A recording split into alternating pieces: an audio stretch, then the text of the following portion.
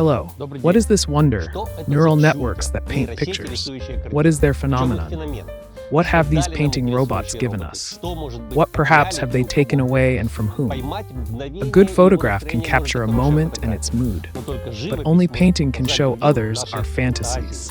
Indeed, to paint, especially with paints, one needs to learn for many years, and it's not something everyone can achieve. And then there appeared artificial intelligence neural networks that can embody any fantasy in the same paints that you can describe in words. Let's talk about them. I have been fascinated by one of these networks for over a year and a half. In this time, I have generated about 17,000 drawings, about 200 of which I like so much that I would hang them on the wall. I will not teach you how to generate drawings. There are enough people on the internet willing to teach you this for free or for a fee. I will briefly show how it works on a very specific example for those who have never encountered such networks. But this will be just one chapter in our story, and far from the most important. And another thing, these neural networks are called text-to-image, image generators based on descriptions. With some irony, I call them robot artists, or in short, artbots. That's how I will refer to them further in this video. So what is the phenomenon of artbots? Why do many find them so interesting, while others are enraged and outraged by them? How are they changing our world? And they are definitely changing it, because we're all visual creatures, and images mean a lot to us. Let's spend a couple of minutes to get a general idea of the process.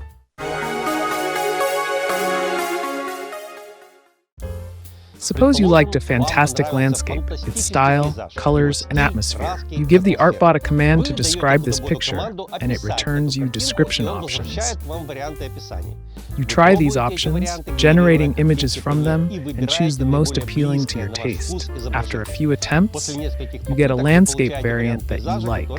This is already your creation with the artbot, not someone else's authorial work, and you can do whatever you want with it. Next, suppose you want to populate this landscape, show a girl living in it, and since you are a fan of fantasy, for example, you want her to look like an elven princess. You ask the artbot to draw an elven princess in a fantasy style, and again, after several attempts, you choose the most attractive one. Then you ask the artbot to combine the landscape with the princess. And voila! I repeat, this is one of the ways to collaborate with an artbot. There are many. Instructions for the artbot are definitely a craft product called prompt engineering. Different versions of the same artbot react differently to the same instructions. You can control the fantasy of the artbot.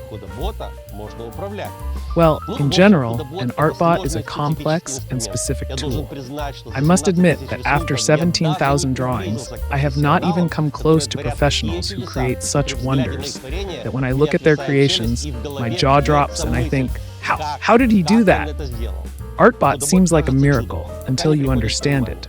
And this miracle was met with hostility by those who were left without work by it. Actually, artbots are the first in the family of generative artificial intelligence that have significantly impacted the professional market. Let's talk about this as an example of what might await other professions. In 2022, at the annual fair in the state of Colorado, USA, a painting by Jason Allen titled Théâtre d'Opéra Spatial won in the artist competition. It should be acknowledged that it won in the competition for digital artists. There are such artists, often very serious, creating their works on special tablets and in complex graphic programs. But Jason is not one of them. He did not draw his painting himself. He generated it in Midjourney, one of the popular text-to-image neural networks. Moreover, Jason said so in the description, but the judges simply did not notice. And Jason received the first prize. It turned into a global scandal. Forget the prize, it was only $300, but real digital artists were outraged. And behind the outrage was poorly concealed fear. Ragged, but massive columns of artists and photographers rose with cries, "This is not art!" Artbot operators defended themselves, but weakly.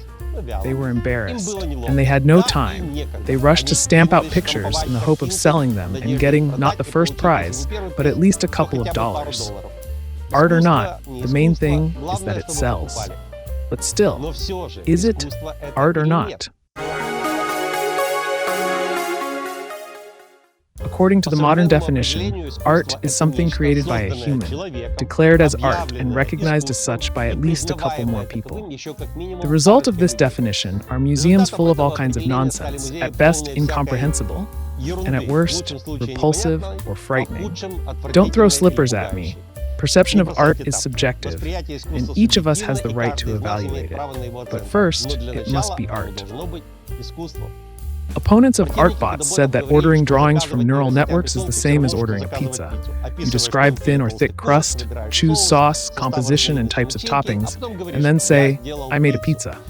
More delicate people just reminded that art must be made by a human, not a robot. ArtBot users fought back and compared the process to how traditional artists worked in the past. Well, how it was. The client came, showed a wall, told whom and in what form he wanted to be painted there, and the artist, to the best of his ability and talent, fulfilled the order. Well, isn't that the infamous pizza? People say that an ArtBot only paints because it has learned to imitate images and their creators. But, as the Friends of Robots argue, ordinary artists also learn from others and study painting through examples, copying them. It's said that an ArtBot doesn't bring anything new, but only combines objects and artistic techniques. But how many human artists out of 1,000 bring something new? One, and even that's doubtful. Then, from the ranks of the operators, more confident voices were heard that an ArtBot is just a new tool like brushes and paints or a camera for a photographer. Yes, it's different, but since a human participates in the process, depending on the applied imagination and taste, art can indeed be born in collaboration with an ArtBot. This debate is not over, and oddly enough, I haven't taken the side of the operators. Although I also can't agree that the collaboration of a robot and a human cannot create a work of art. The main argument for me is that I can almost certainly distinguish a human's painting from a robot's painting. And I came up with a certain model describing the collaboration of a human with an ArtBot. I will finish with it, but for now, a few words about the market for graphic works as an example of competition between humans and artificial intelligence. Remember, I said that among various kinds of artists, 1 in 1,000 is an artist. Masses of people called graphic designers were molding images for various purposes from elements of other images, decorating them with a secret sauce of their techniques in Photoshop. Alongside them worked a mass of photographers, not waiting for months for the right light and composition, but stamping out pictures with popular subjects. It's these millions of workers that the ArtBots hit. A simple example. For videos like mine, images are taken from paid libraries, so-called stocks. There are tens of millions of images, and for a $20 monthly subscription, you can download at best 100 images. So I generate images for my videos in the ArtBot, and for $30 a month, their number is practically unlimited. Authors of drawings and photos on stocks get money for them. If you can call 20 cents per downloaded image money. And then ArtBot operators invaded stocks with their thousands of pictures, and these pictures often look much more interesting. The reaction was in favor of human artists. On the one hand, stocks required authors to indicate that the image was made with the help of a neural network, if that was the case. Some stocks have even refused to accept generated images. Since the consumers of stocks are the same artists, they understandably boycotted generated images where they were allowed, out of professional solidarity. On the other hand, the same authors of drawings and photographs through stocks demanded that neural network developers pay them for the images used for training them. This issue is not yet resolved, but the image base for training in later versions of ArtBots has clearly been reduced. I once read that my favorite ArtBot is familiar with the styles of more than 1,000 well-known artists. That was in version 3. Now there is already version 5.2, and the diversity of styles in it seems to be less. Here it is, the first example of people protecting themselves from smart machines. Since people can't become more talented, we dumb down the robot. So what is the phenomenon of painting robots? I think it's in the visualization of imagination, in the digitization and visualization of our dreams and fantasies. I will describe how this happens with me, and you decide whether it's art or not. I will now show some of our pictures with the ArtBot that my friends liked. They will not always be directly related to the commentary, but will rather be examples of what results from a persistent and, as I think, still creative process. I conceive a certain picture in my brain, a certain vision, scene, plot. Sometimes it's a line from a poem or ballad, sometimes it's inspired by personal emotions and even news. Joy, sadness, love, anger, dreams, all these are human. I try to describe it in words so that it becomes an instruction for the robot.